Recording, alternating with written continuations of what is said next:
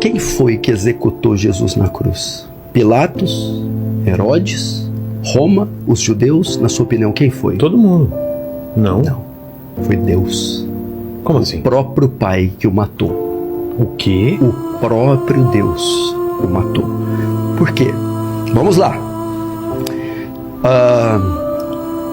Quando Jesus morre na cruz, todo o nosso pecado é lançado sobre ele. Quando Deus olha para o Filho lá na cruz, o que ele vê?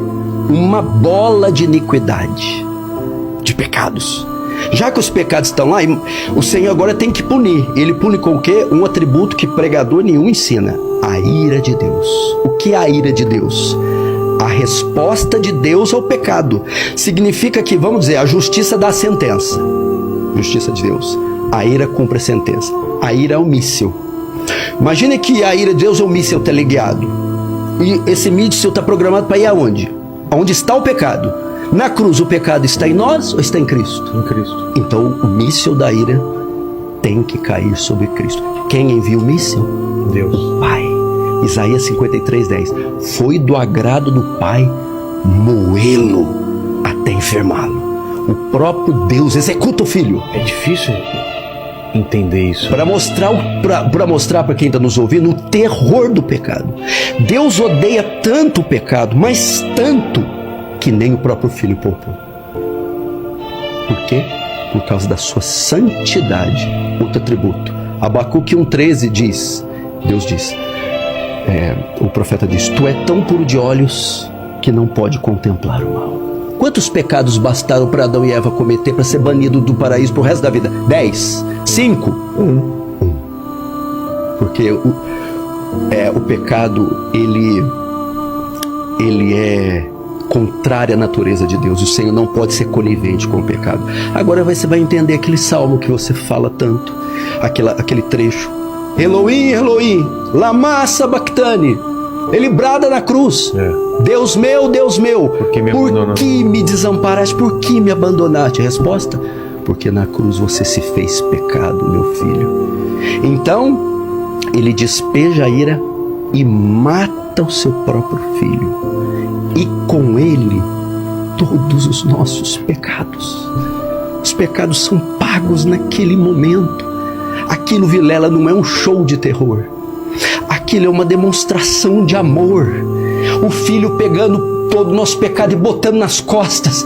Eu suporto, traga-os, eu os compro, eu pago por eles. Mas o preço vai ser muito alto. Você vai ter que suportar a ira. Então ela veio. Imagina, para você ter uma ideia o que é a ira. Imagine um meteoro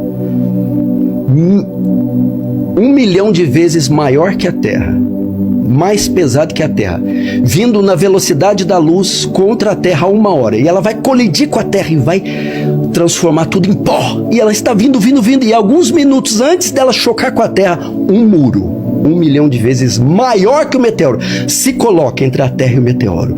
Então o meteoro colide com o muro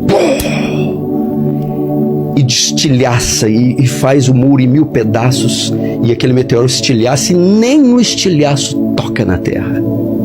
Mas e o muro? O muro não aguenta, ele se desintegra.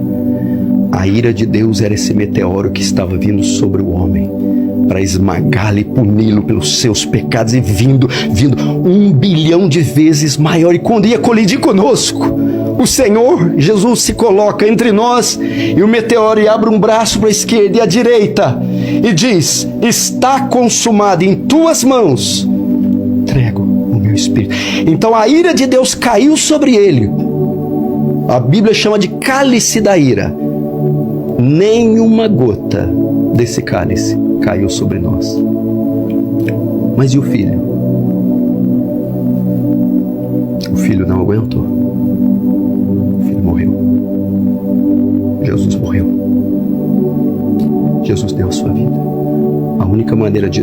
Se a pena era uma pena de morte,